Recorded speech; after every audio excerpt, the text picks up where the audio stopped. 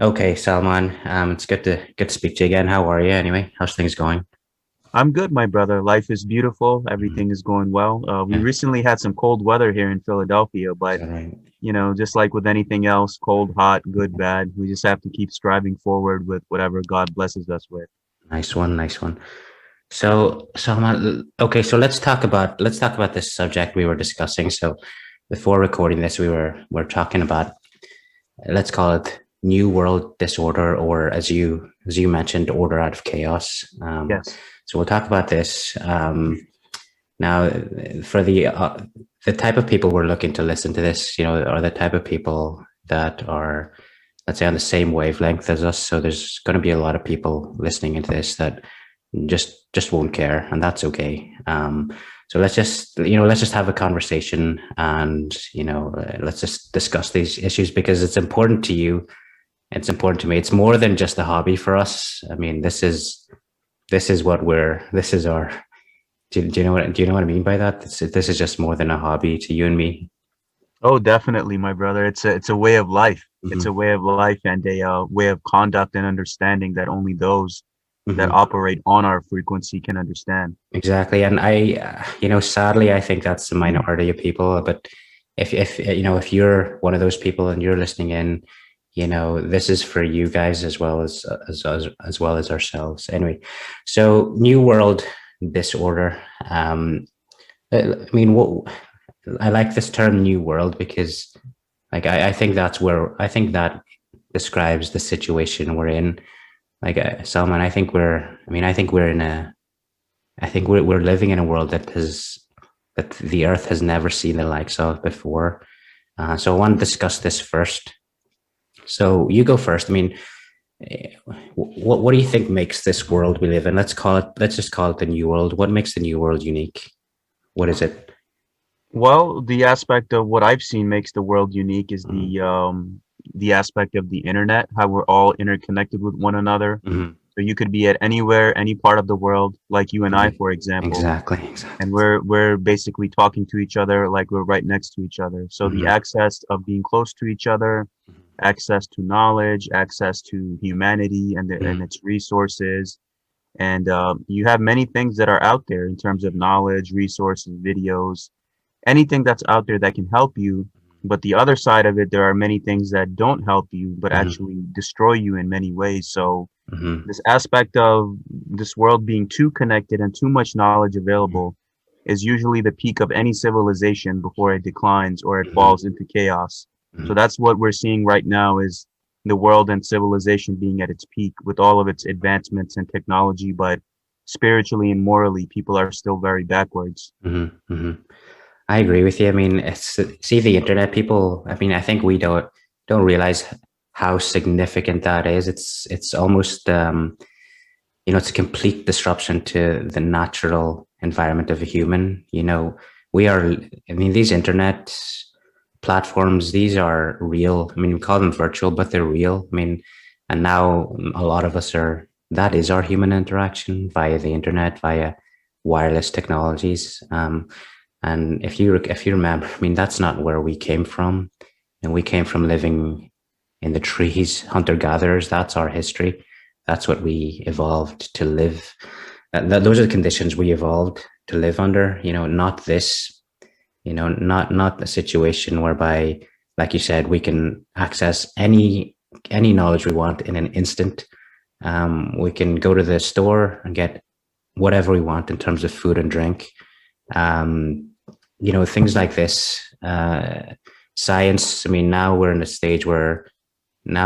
at a unique stage where science can now tell us, people who follow religions, science can now tell us, look, that's just wrong. It's not acceptable.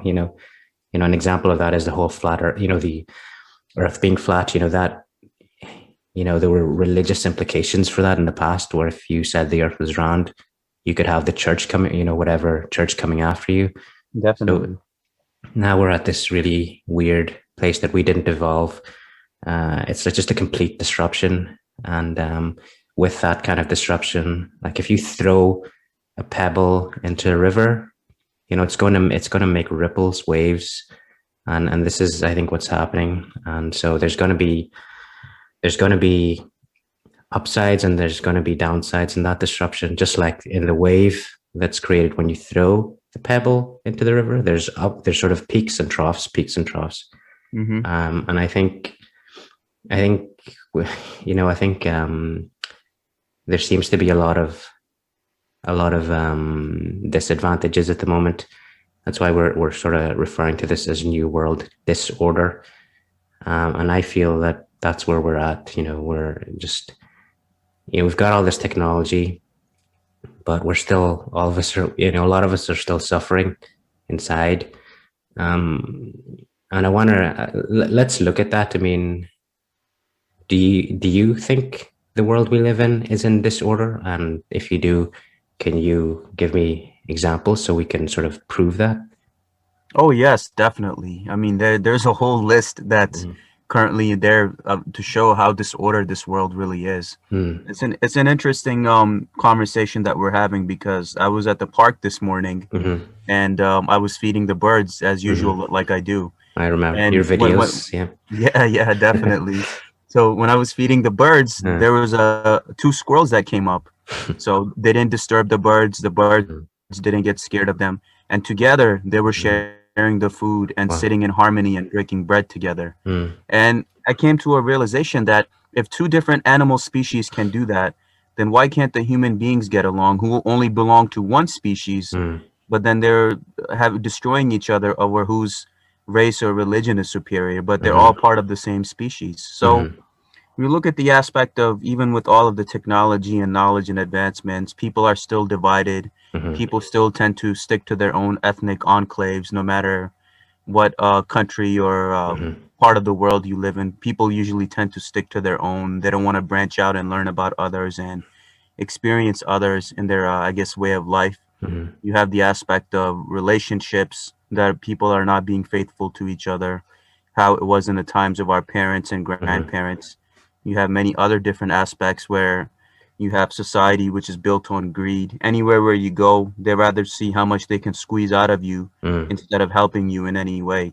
mhm, So you have this aspect of, I guess, wicked capitalism that I've seen here in the States, mhm, where everyone is just out to help their own self and not help the other person and just throw each other under the bus, and they only give you value if they can get any kind of benefit out of you, and mhm, that includes business, relationships, anything of that sort.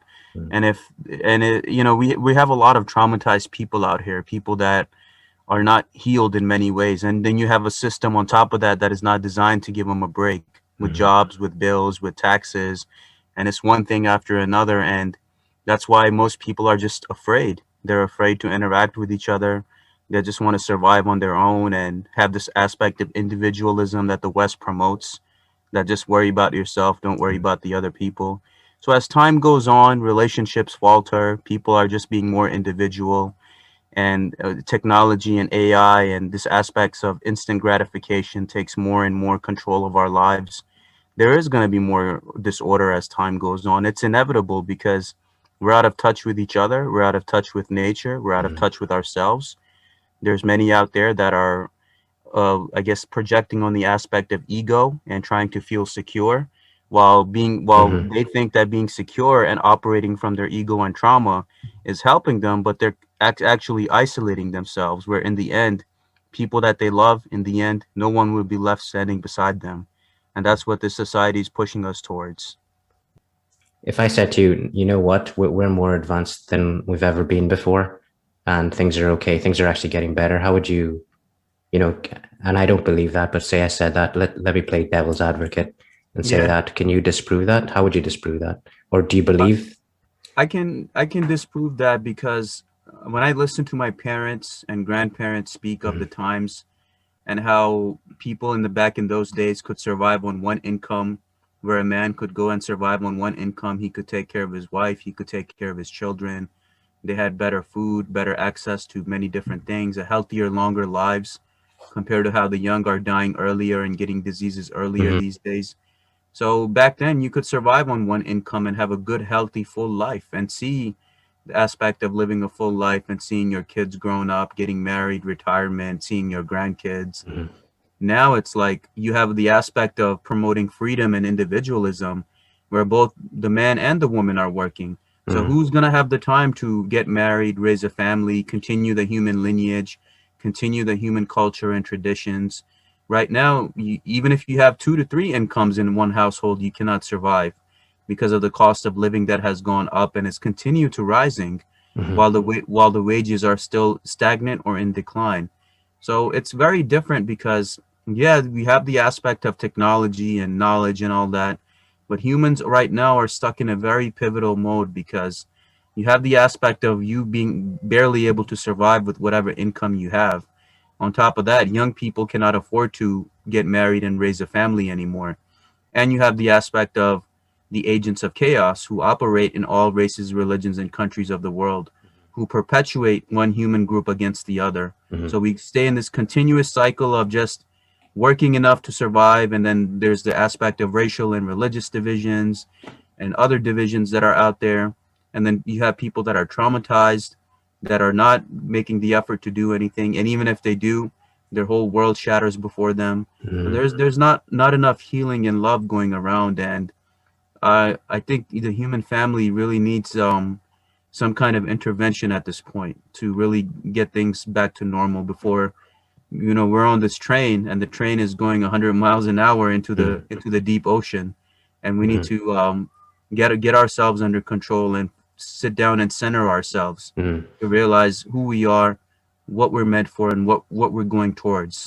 I mean, technology's it's like a veneer. This whole technology. I mean, you and me had nothing to do with building that technology. So, I mean, for us to sit here and say, yeah, we're so advanced, technology for the human is exactly like the web of a spider. The spider didn't one day decide, yeah, I'm going to learn the skills to build a web, a beautiful geometric web. That's just its nature. That's its nature.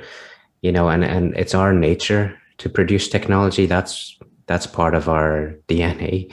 So, that's not like it doesn't represent, what I'm saying is it doesn't represent an advancement in the human mind. It's just technology is something we do, like we eat, we drink. Yes. Humans, spiders build webs, bees build hives, we build technology. And so that doesn't, it can be like a mirage, sort of. It can project the image of advancement, but underneath that, the 20th century was the bloodiest, most murderous century in the entire humanity. Yeah. And in this recording this in the 21st century, we now have, we now can do much more damage than they could ever think of in the 20th century. I mean, we can literally within 2 hours, humanity can just completely wipe out, itself and every other species on this earth. Right now, we could do that. So is that advancement? Is it advancement that the divorce rate is 50%, and that's just divorces? What about unhappy marriages? What about violent marriages? Yeah. Is that advancement? What about addiction? A lot of us, we're all addicted to something, whether it's alcohol, drugs, pornography, which even a child can now access and Mm. do access, and depression. A lot of us are suffering from depression. And so there's just a real problem. And, what I learned in the last 2 weeks, Salman, is, we make these videos and we have these ideas. And before I was in the wrong. I subconsciously, your aim is, oh, I want to help humanity. I Mm-hmm. want to, I think I've got an idea and I want to help humanity. I think it's right. I think it could work. Whereas really the situation is you and me are part of that addiction. We are the addicts. That's who we are. Yeah. It's not for us to say, I've got the solution. This is what you guys need to do to fix the world. And I think I was in that position. And when I think about that, it kind of makes me like feel a bit sick. But now I realize that, you know, we're part of this environment. We're part of it. you and I are addicts. We're addicted to something, and we're not. There's a lot of pain still there. So the example I use is, the work that you and I are trying to do is like, imagine, and now we both don't drink alcohol, right? But let's say we were both alcoholics, that's a situation we're in whereby we say, look, we're alcoholics and it's a problem and we want to get out of it. So we can't do it alone. So let's get together and think, how do we get past this problem? And I think that's where I'm at now, as all this stuff that we're doing. Like now I realize that I need to do it for myself. And I hope that if it can help a few other people, just a minimal amount of people as well, then that's success, in my opinion. Do you understand what I mean by that? Oh, definitely. I agree with you. We just have to find an equilibrium, my brother, where we can make a difference in our own way. Mm-hmm. Because we're stuck in these paradigms, like you said, the aspect of the divorce rate and many other things that are Mm-hmm. happening where people are just not just trusting each other, but they're not Mm-hmm. trusting their own self. I remember being in workplaces where married women would approach me and in those promiscuous ways, and I Yeah. would say no. I Mm-hmm. would tell them, be loyal to your husband. Mm-hmm. I if my opposite half was in that situation, I Mm-hmm. would expect her to give me that same respect. So Mm-hmm. in life, you get what you put out, and the Mm-hmm. energy and intention that you put out for yourself and others is Mm-hmm. what you will get back, because that's the aspect of karma, right? What goes around comes around. Yeah. So we need to strive to find that balance within ourselves, like you said. Mm-hmm. I agree completely. Mm-hmm.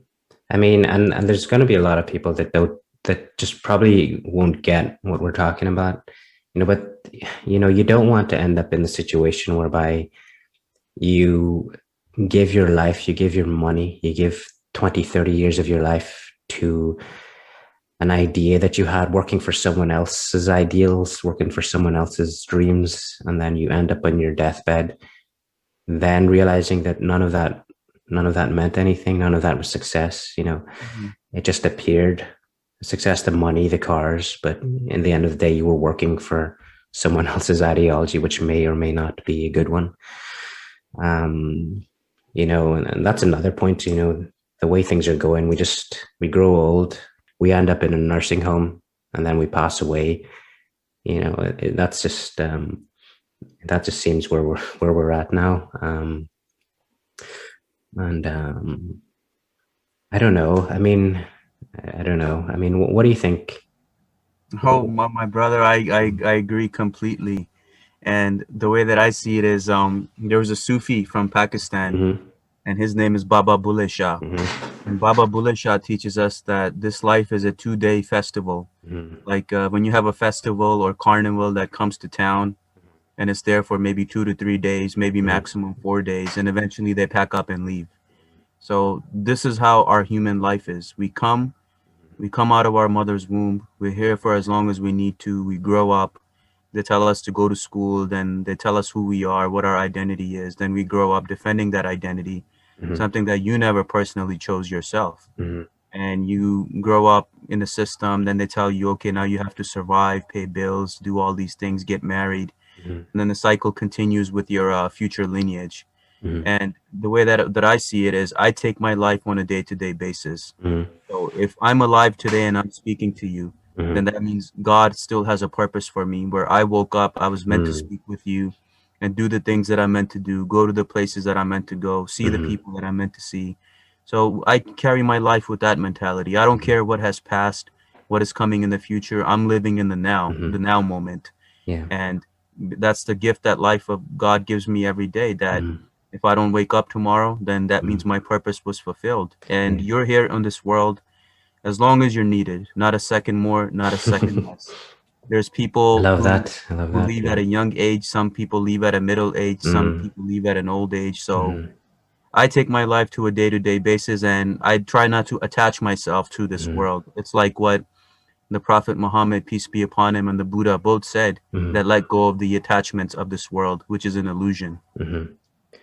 Yeah, it's wise. There's a reason for that saying. It's because if you it's just not, it's not morality for the sake of morality. There's a functional reason behind saying that, and that is, we all know that if you attach yourself to something, something superficial, that thing will inevitably go. And then what happens when that thing goes?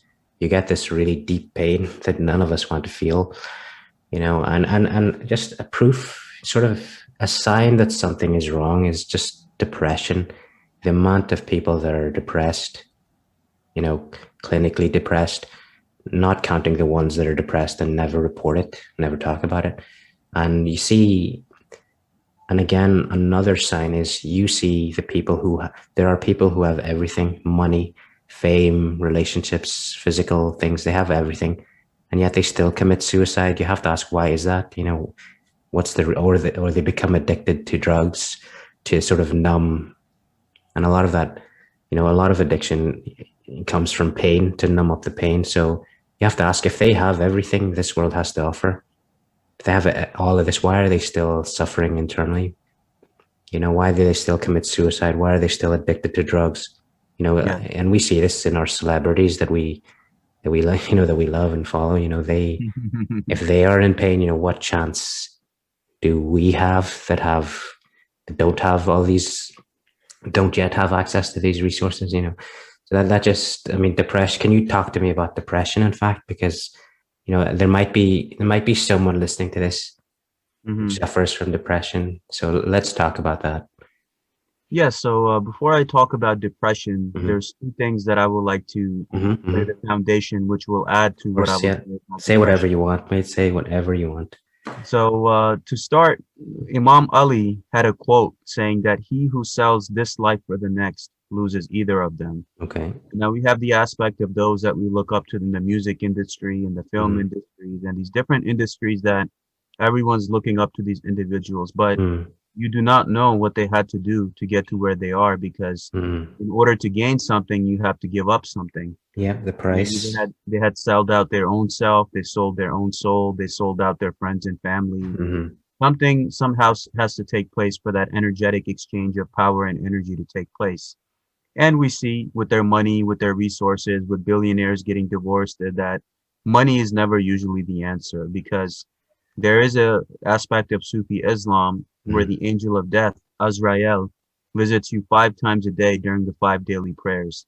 And each time that he Let comes, me interrupt you because I want to clarify something. You said billionaires getting divorced, and let's not name names, but I am assuming you're talking about a specific example. This person literally, I don't know now, but literally at one point, he was the wealthiest individual, private individual on this planet, right?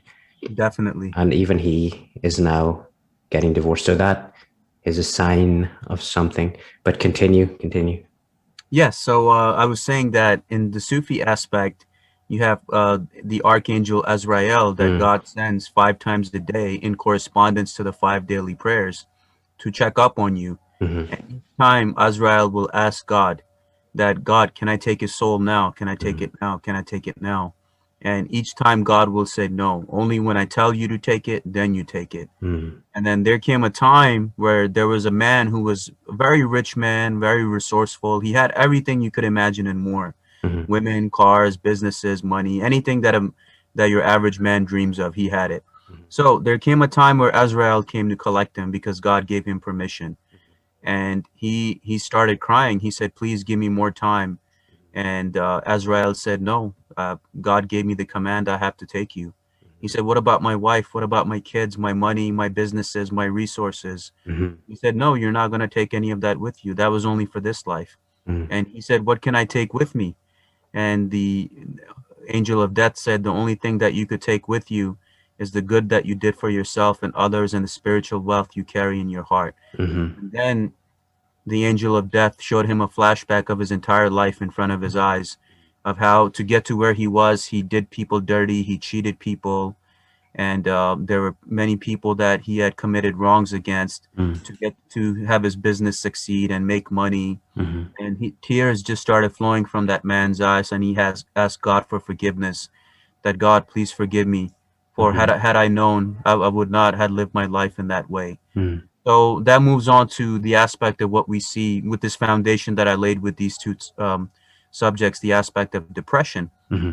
We are living in a society where happiness is not being taught to you. By the way, I'm going to interrupt you again. When we say depression, we're not talking about sadness. Everyone gets sad, everyone gets happy. We're talking about, clinical depression, like a really, that's almost pushing you towards thinking that life's not worth living anymore. That's depression. I'm not talking about one day you feel a bit sad, just to make that clear for anyone who's listening into our conversation. But yep, continue. Yes, brother, definitely. And to add on to that, Mm, it just goes to show you that you're living in a society where they tell you that they judge you, because the first thing when people meet you is ask you, what do you do for a living? Because yeah. that's how they judge how to treat you. Mm, So the aspect of making a living, having a degree, having a mm, spouse, children, house, car, all that stuff is what society throws on you. mm, But they don't tell you that you have to find the peace within yourself. mm, When you get into these different positions, then people are just, they don't have that peace within them. They realize they're in this mundane routine. Every day is the same thing, every month, every year, every season. mm, They're just in this continuous cycle of running around in a circle and nobody's getting anywhere. And mm, they're just the man is working, wife is working, and you have this aspect of not being enough interactions with people, mm, people seeing reality for what it is. And I've had many individuals reach out to me like that, mm, that I see my religion is teaching me this thing and these people are acting this way, mm, and I'm trying my best to be a good human being, and I'm just very upset at life, and I'm just very upset that there's war, destruction, humanity suffering, the world is suffering, and I'm just stuck in this mundane circular routine and there's nothing that I can do about it. So many people, they feel helpless for themselves, for their families, for the future, for humanity, for the reality of the human nature that's presented before us, mm, of how there's so much evil and injustice. But we're just talking about it right now, even us right now. What can we really do about it at the end besides raise awareness? It really has to be a collective decision. And that's where many fall into despair and depression, that there's so many people and organizations out there. Why isn't anyone doing anything to mm. alleviate the condition of the human people? Yeah, So right. Yeah. that's where a lot of the depression comes in. People see Mm, the world, humanity, their leaders, society for what it is, and they mm, just feel helpless for themselves and others. And some might fall into depression or drugs or alcohol. mm, They might feel upset. They might break off their friendships or relationships mm, just to isolate themselves. And that's where I guess the religious aspect of this teaches me about Iblis. And Iblis tells us that it's his goal to destroy humanity, to mm, separate you, father from son, brother from brother, spouse from spouse, and to cause so much depression, anxiety, and despair, where mm, you lose your faith in God. So that's where I guess that battle and struggle between light and dark is taking place, even in the aspects of the human depression. mm, mm. What's this? I mean, before we talk about solutions, let's talk about what is not the solution, because and this is not an attack on any person, but I have to say, someone I've developed recently an animosity towards what we call in this modern time gurus or popular psychologists, or Mhm. what people might have called I don't know, false prophets. I've developed a real animosity for these people, because I'm not saying that these not the people, sorry, but the philosophies that are espoused by these people, because it's not Mm, about people, it's about the philosophies, philosophies of the gurus and the yeah. philosophies of the popular psychologists. I view them as part of the problem, not part of the solution. And it's not that, I mean, it's not that there's nothing, it's not that what they're saying is not true, because you can still use truth to distract people, to deceive people. For Yes. example, let's say we were all in like a, quicksand. All of us were in quicksand, right? Yeah. And we're all sinking slowly. And some guru within that quicksand, he comes and tells you 100 things that are true, 100 things that are true, and 100 things that are useful, right? Mm. But he doesn't tell you the one thing that you need to hear at that point. He doesn't tell you that we're in quicksand and we need to get out. He doesn't tell you that, but he tells you all the 100 truths. Is that guru a friend or is that guru the enemy? I view him as, even though he's spoken the truth, then that person is part of the problem. You know, what's your thought? I mean, and for this reason, I've developed, and I'm saying this as someone who used to follow at least one particular, what I would call a guru, right? Popular guru, popular psychologist, popular self-help person, whatever you call it. I used Mhm. to really follow. So that's where I'm coming from. But, now I just view them as part of the problem, and an example I like to give, well, one, one piece of information I want to share is, I know you struggled with weight loss. I'm struggling with it now, right? Yes. And there's a lot of weight loss gurus, let's call them. There's plenty of them, right? Hmm. But at the end of the day, the statistics are that, over 80% of diets or, weight loss attempts, they Hmm. eventually fail. Now you can say, okay, well, I mean, the weight loss gurus, they're telling you the truth. If you followed them, you would lose all the weight and they would stay off. So you can say, okay, it's the person's fault for not following the advice, because if he did, he would have success. But Mm. that's not helpful. If it's not working for 80% of the people, yes, the individual is responsible, but it's not helpful to say, what, it's their fault for not following the guru's advice. Maybe there's something wrong with if it's 80% or more, maybe there's something wrong with the advice being given. Maybe Yes. there's something wrong with that position. And that's how I view it now. I view, blanket statement, all these self-help gurus, popular psychologists, I view them, their philosophies, not them as individuals, but their philosophies as, the enemy. And I have a lot of animosity towards those philosophies. And I also want to add to this, and I want your opinion, but I also want to add this. I have animosity towards religious clergy. I'm talking about every religion. You Mm. know, um, I've chosen Islam as my religion, so have you. But when I view our own religious clergy, as well Mhm. as those in Christianity and other religions, Yeah. they wear, they wear the, it's deceptive because they wear the clothing of a priest or an imam, and it's very hard to ignore that.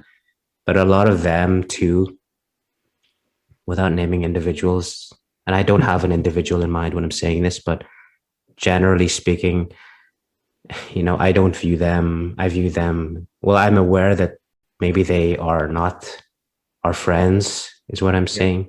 Maybe the religious clergy are not our friends. I'm not anti-religion.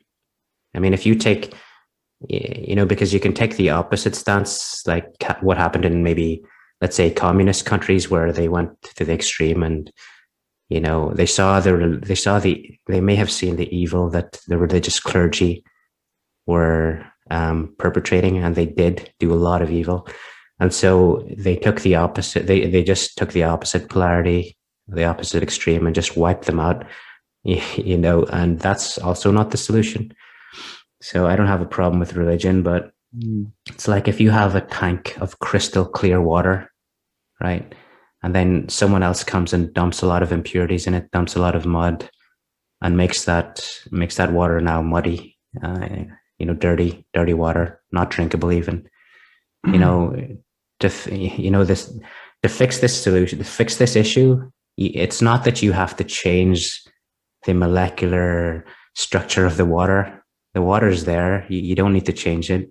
You just need to remove. All you need to do is filter out all the rubbish that was added to it. You don't need to do anything to the water. The water is water, and it'll always be water. You just really need to remove all the rubbish, and then it becomes crystal clear again. And I view religion like that. I mean, there's one truth and it's been given. And then you have the religious clergy who, not out of badness, sometimes it is, but it's not out of badness, but they add their own impurities to it such that, it just degrades the ideology. So, I mean, the summary to that is, you know, I think I think if the gurus and psychologists and even the religious clergy, if they were the solution, right, then we wouldn't be in this situation because they're here, they exist, but it's not working. So, I mean, maybe it is our fault as a people, or maybe they're not part of the solution anymore. That's the way I'm looking at it. That's just my opinion. I'm not saying anything about particular people, or not even saying that what I believe is true. I'm just saying that is what I've chosen as my viewpoint. Now, I want your honest opinion on that, you know. Oh, yes, and I couldn't have said it any better than how you have laid it out, my brother. And to add on to what you said, I have realized in my life, in Mhm. the short time that I've been here on this earth, is that anyone that has, or you could call quote unquote, an influential leader, a spiritual guru, religious leader, anyone that has a massive following and is rich and famous to a certain extent, Mm. 9 out of 10, they're compromised in some way, Mhm. and they are a wolf in sheep's clothing.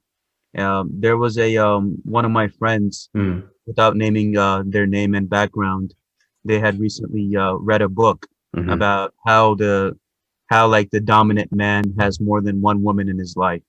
Right. All this, yeah. I get what Yeah, I know the so philosophy you're talking about. Yeah. exactly, and that person is already a traumatized individual, Mm.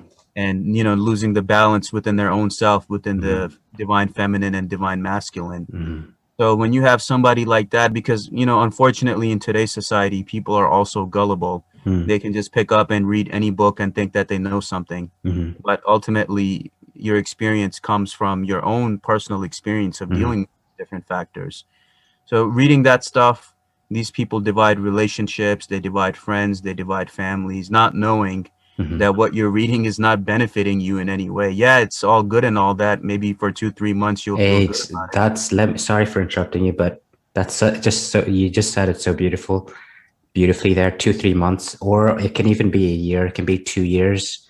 Exactly. But anyone listening to this, I mean, you don't need to take our words for it. If you are listening to this and you have followed one of these gurus, tell me after 2 years, are you still following that guru? Did it may have helped for 2 whole years, but it makes you feel good. It gives you a relief. It creates this fantasy land, which is really, really nice to live in because I've been there. But then what happens when it stops working? What happens then?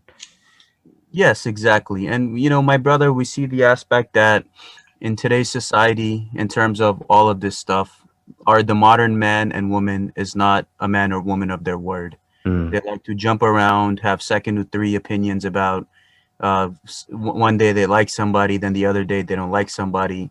That's ultimately you're doing an injustice to yourself and the Mm. other person, and you're hurting and projecting your traumas onto them as well. Yeah. So these gurus are exploiting that by Mm. releasing these self-help books Mm. and other stuff that they're putting out there with lectures and presentations, and even with the religious clergy. Every Yeah. single religion that I have covered myself as an individual in Mm. my own studies, Mm. they're all teaching you the oneness of God, the oneness of human family, to love and respect one another. Mm. And you have these individuals that take these religious titles, but instead of promoting human unity, which would basically bring peace on earth, they're Mm. promoting division.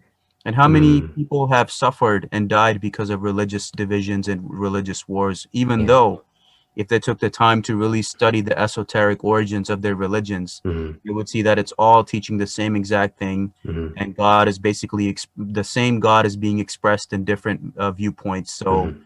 that's the issue that we have is people don't take the time to educate themselves. They let these people come. A Mm. lot of them are agents of chaos, and they have infiltrated all races, religions, and Mm. organizations of the world. It's not something that's limited to the West. Mm. I've seen this in Pakistan as well, where people have a problem of which mosque you go to pray to. But that's not an issue. I mean, Islam is It's one, crazy. and If religion is it's the supposed to, I people. mean, it's very, I think what, now I don't know if this is true, but I think it's useful to think this way, that it's very possible for a religion to preach the exact opposite of its initial founding intentions, the exact Yeah, opposite. And without you knowing it, that's a possibility that I think it's healthy to be aware of that. exactly. People have to ultimately, in my understanding, and with what I've came to realize in my life, I'm still young, I'm still learning, I don't have Mm-hmm. all the answers to life. Mm-hmm. But what I've came to understand is that if you want to follow what you want in your life, what's best for you, what's best Mm-hmm. for others, and what's best for your overall life as a whole, Mm-hmm. listen to the teachings of your heart, because that's where you will find God. Mm-hmm. You will find God in your heart, and God is hiding in a place where you will never know to look for. Mm-hmm. So look within yourself, as all religious scriptures are teaching you, spiritual teachings are teaching you, is look within yourself, know thyself to know thy Lord, to know thy Lord, to know thyself. And if you can do that, then you don't let these people with books and influence and these other gurus that are out there, who 9 out of 10 have some kind of an agenda by what they're saying. I mean, you could have a man that's writing that book Mm-hmm. saying that the dominant man has more than one woman, and the woman who's traumatized, she reads that, Mm-hmm. and you already damaging her more than beyond Indeed, repair, indeed, indeed. and she's not going to be able to have any healthy relationship with any man. Mm-hmm. So Mm-hmm. that's the problem we're facing in today's society, is we have too many wolves in sheep's Mm-hmm. clothing walking around, acting as teachers, as Mm-hmm. gurus, but they have some kind of an agenda of division Mm-hmm. between groups, religions, man, woman, you name it, it's out there. And if Mm-hmm. they're somebody that have a high influence and high reach, 9 out of 10 they are compromised in some way, because Mm-hmm. this world is of the wicked. And if you get to that position, that means the wicked is backing you in some way. Mm-hmm. Mm-hmm. So let's talk about solutions. I mean, like I said, I've changed my outlook. I'm no longer looking at this because, I mean, we all want to help. That's coming from a good place, but it can get a bit preachy. Do you know what I mean? Do you know what I mean by preachy? Like Hmm. you become like a preacher.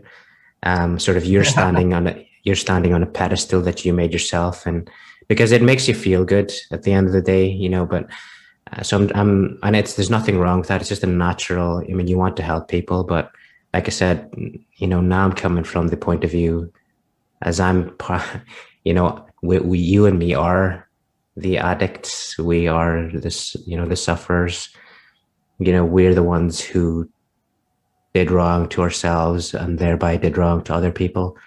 But the difference between us and other people is that we want to get out of it. We don't like being in this situation, and we want to stop hurting ourselves and we want to stop hurting other people. There's a type of person that wants to do all that stuff, and that person is the enemy. But, people like you and me, we realize we're, the, like I used metaphorical, we're the metaphorical alcoholics. We know the problem and we want to get out of it.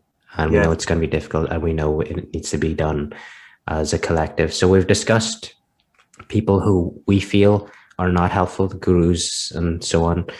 We discussed that. And again, it's not an attack on people. It's nothing to do with people. It's to do with the Well, philosophies that manifest from them. So we've talked about what we feel doesn't work. So let's talk about what you and me personally, how are we going to go about, changing things? Because we've got a really, really excellent opportunity right now because, it's only in the darkest. I mean, there's not like if we go to Hollywood, a hero can't exist unless there's a really bad situation to arise from. If yeah. everything is sweet, if everything's great, there's you just can't get a hero from that. So we've got an opportunity here because we know the problem. We suffered the problem, so we know it. We don't need people who never suffered what we suffered to tell us how to live. We don't need those people. So coming from that position, what's your personal, what do you, what's Salman Sheikh's personal plan? Yes, my brother. So my personal plan is what I have been following, and this is something that I've been doing for several years, and it Hmm. has yielded me good results. Hmm. Is to teach the man and the woman, the Muslim, Christian, etc., black, white, the human family in general, to Because teach them. you, I saw your Facebook. Sorry for, I keep interrupting you, but you just Yeah. bring up a point that I really want to talk about it. So I Mm-hmm. apologize if I'm interrupting you, but No, no, it's fine. you mentioned the human family. I saw a Facebook post of yours. I mean, you were working with a Jewish organization, right? Yeah, that's right. And there's a organization here and where I'm at, and I try Mm, to donate to them whenever I possibly can, mm, to teach them the aspect of what the Prophet Muhammad, peace be upon him, taught me, and what mm, true Islam teaches, and not what these clergymen teach in their division and hatred. mm, Is the you look at the aspect of the covenant with the monks of St. Catherine Monastery and mm, the Charter of Medina, like a lot of the aspects of what you see in the West, the aspects of freedom of religion and all that stuff originally came from there. mm, You go to the U.S. Supreme Court, they have a plaque of the Prophet Muhammad, peace be upon him, outside of the Supreme Court to credit him mm, as the greatest lawgiver. mm, And in those decrees, Jews, Christians, anyone that was a believer was given mm, full rights and protection. And the mm, only individual in history who has truly followed that, besides the Prophet, is Saladin in Jerusalem, where he allowed Jews and Christians safe passage in and out of Jerusalem and protected them, their holy places, and how the West regards him as such a noble character. mm, mm, And that's exactly what Islam is. And the philosophy that I'm following is to teach people that there's truth everywhere. One ummah, that's what the Prophet said before he passed. Do not hurt anybody and become one ummah. One mm, ummah means everybody. One of the names of Allah, Allahad, is one. Everything is one. And anyone that's out there that tries to separate you anyway from your fellow man, from your fellow woman, mm, from anyone in any way, shape, or form, whether they're gurus, religious leaders, if there's any aspect of ego and division where they tell mm, you that you're better than somebody or somebody's an or not an alpha or a beta or whatever yeah. terminologies that they have out there to Mm, differentiate the human family in any way, just mm, know that you're dealing with the enemy. Anyone mm, that's not professing true human unity between all mm, beings of this earth. And that's what working on, is to promote that oneness, mm. to teach people how to identify a lot of these malevolent characters who come in with a sweet, offering you sweets, but inside it's sour grapes that are there to divide and destroy you. Yeah, and we don't say, I mean, I don't think a lot of the time it's not, it might not be coming from intent, evil, and or it might not be coming from malicious intent, let's say. I mean, these gurus, if you read their books, they're actually, and again, I was deep into it. I mean, if you read these books, they're actually nice books to read, and they do help for a while, but the what use is it if it helps you for 1 year, 2 years, and then it stops? Exactly. What use is it then? So when I say enemy, that's what I mean by enemy. I don't mean that it came from malicious intent. It's got nothing to do with individuals. It's but the philosophy itself. I think that's a free for all. When it comes to people, you don't attack people personally. There's no need. Um, and you should respect them and show them love. But I think when it comes to philosophies, it's a free for all. You can go at it, attack whatever you need to attack. Oh, definitely. The way that I see it, my brother, is that all of the truth that is out there, Hmm. as long as it's teaching you how to be a good human being, it's offering you light, it's teaching human unity and human consciousness and all the good things that are out there. Hmm. It's okay. But it's the aspect of anyone that comes and interprets it in their own way, but is using Exactly. division Yeah. to create division between fellow men. Hmm. Those are the people that I'm teaching humanity to be mindful of, and to basically look at the scriptures and not the individual who's representing that said philosophy or religion. What is the aspect of the religion teaching? And I always had an open heart and mind for humanity, where I would go to Bible classes, Quran classes on the same day, go to the Sikh Gurdwara and see them feeding the homeless people. Awesome. So Awesome. everyone is serving in their own way. The Hmm. aspect of khidmat, what the Prophet Muhammad, peace be upon him, said that the greatest individual is the one who dedicates his life to khidmat, to in service to others. Ah, So right, right, right. Service, yeah. you could be any individual as long Mm, as you're serving humanity, part of that one ummah, no matter what your race and religion is, mm, you are on the path of light. And as long as you avoid any of these individuals out there who are promoting any kind of division between Muslim, Christian, man, woman, mhm, etc., etc., and if you could find that balance within yourself and how to have discernment, mhm, then you can operate yourself in a very high frequency where mhm. you're good to yourself and others in this short life that we've been given. So talk to me now. You don't have to give specifics, but because you may not want to talk about specifics, but talk to me about your let's say what are your like milestones in the next 12 months? Like what are you hoping? Because I know I feel like you're always working on something, which is awesome, but like what's your next milestone? Like, and again, you don't have to go into specifics. Oh, definitely. So I'm just gonna continue doing what I'm doing. I let Mm, my heart and mind guide me mm, in connection with Almighty God, whom I have developed a mm, personal love and relationship with. So mm, anything that comes to me naturally. mm. So there's nothing that I rush in terms of what I deliver. So what are you deliver just for people, for anyone who's listening in, anyone who's joining us right now? What Mhm. what what is what are you delivering? Because they might not know. Basically, just the truth, whether it's in my Facebook writings or in Mm. my lectures that I'm doing online or in person with Videos, yeah. organizations Mm, that individuals that invite me to do lectures, mm, and wherever I can go to spread the message of truth, mm, humanity, peace, love, nonviolence, mm, and for everyone to respect each other.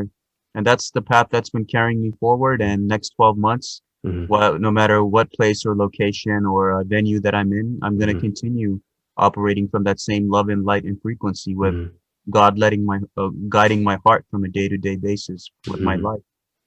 Excellent, excellent. No, I think that's good. And you turned 29 recently. Is that okay for me to say, or Yeah, that's fine. okay?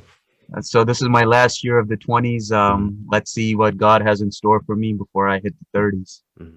I'm at 33 right now, but yeah, in terms of what I want to achieve is, I mean, I'm now thinking that it needs to be a community effort. I mean, it doesn't need to have many people, it just needs to have a small amount of people that are having the same issues, and for us to sort of get together and help each other. And I think if we can even build that small community, even if it's only 33 people, if we can build that, I think that it would help me, and hopefully I think it would help others, um, because, a lot of us are depressed. I think what we tend to do is we tend to take on too much burden. Like that, it's almost as if you take on the burden of the entire humanity. It's too much of a burden to handle. And think individually, I think your own individual problems are the solution to that is going to be made a lot easier if you do it as part of a community. So I think Mm, I would like to work on that. I think I would like to make. I think I would like. I mean, I know you wrote a book, but I think I would like to make my own personal ideas clearly written down. That's sort of my next step. I want to write, you know, my sort of point of view, in clear language. So I think that's what I would like to do. And I like that you and me are sort of we're just brothers basically. That's how it is. I mean, we're just on the same frequency, and it's just I like that. oh, definitely, my brother. And some people call it fate, some people call Mhm. it destiny, but in my life, the way that I've seen it is you're always going to be where you're meant to be, Exactly. the things that you're meant to be doing, the people that you're meant to see and speak Hmm. to. So there are people who live their life in fear, anxiety, and depression. Hmm. And I tell them that if you woke up today, then that means your existence serves some Hmm. purpose. And Yeah, I mean, you just have to believe that, because the alternative belief is just not worth. it's just going to make you depressed. So I believe Exactly. that that is true what you're saying, but even if you didn't believe it's true, you should still believe that, because the alternative is just not. It's just going to cause a lot of mental anguish. Well, if you look at the religious and spiritual background of Uh, who detests the human family and who detests the human being, mm, you will know that it's their job to destroy you, whether it's mm, friendships, brotherhoods, relationships. They will come and whisper in your heart and mind like malevolent thoughts and negative thoughts and intrusive thoughts for you to fall astray. mhm, But if you listen to your heart, where mhm, God is, then that's where ultimately you will repel their efforts to get under your skin mhm, and to realize that their job is to destroy you. mhm, And yes, we are in the unfortunate struggle between light and dark, but I tell people, have faith because mhm, light and goodness is always destined to win. No matter what happens, no matter what struggles you went through in your life, you're mhm, still here, right? And you were the better individual for it. With all of mhm, the struggles and lessons you learned, it made you a better person. So mhm, good and evil both come from the creator. There's just the balance of the universe, balance of this world. Some get it, some don't, including the highs and lows of your life. mhm, And you just have to know who I am, what I stand for, my sheer conviction and will, and how I keep pressing forward with my mhm, own individual talent for humanity. So find mhm. out what you're good at. What is it that helps you What are you contribute to passionate about? humanity? Yeah. So with me personally, I'm good at speaking and doing Yeah. presentations. So 100%. I spread my message to humanity in that way. Yeah. Yeah. There are Videos and people who yeah. serve the homeless in the Sikh temples. They're Mm, good cooks. They know how to cook. mhm, So they're serving humanity by feeding them. mm, So find out what is it that you're good at. Everyone's unique in their own way mhm, because the creator has created this world in a tapestry of different colors and patterns, and we have to love and celebrate one another, including our own individual talents. So mhm. you have to find out what you're good at and use that to serve humanity. Excellent. Well said. And look, I'm excited to see what you'll do. I keep tabs on you, and I like this. I'm excited to see what you'll do. And God willing, you know, God willing, we'll have success, and then hopefully in a year's time, we can sort of look back on this Of discussion, course. and see some have something to celebrate about. Right now it's just the beginning. It's just in we're in the sort of embryonic stages. So God willing, we'll see what Well, happens. look at it this way, my dear brother. Mhm. Like how you were feeling right now is not how you were feeling in the same circumstance you were in last year or the year Yeah, before that or that's the year so before. true. That's so true. So, so much can change in one's life, even in the Mm, span of 6 to 12 months. mm, So the next 6 to 12 months, the seasons will change, mm, new friends will come into our life, new experiences will come into our life. mm, So I tell people, you're thinking about 10 years from now, your whole life can change within a day or 6 to 12 months. mm. Excellent. Well, look, if there's anyone listening in, um, I want you to keep an eye on Salman Sheikh on his channels, um, and hopefully we'll see some good progress. But yep. So again, for anyone listening, and thank you, and I hope you enjoyed that, and I hope you sort of resonated with some of the things that we were saying. Yep, Salman, do you want to wish them, anyone listening in, well? Yes, definitely, my brother. And thank you always for your love and kind words. It's always an honor and privilege. And I would tell everyone, wherever you are listening from, don't hurt anybody. Life is too short. Love yourself, love others, forgive, heal, move on, and know that if you're still here, you need it for something. And just with confidence and happiness, look forward to whatever the future brings you.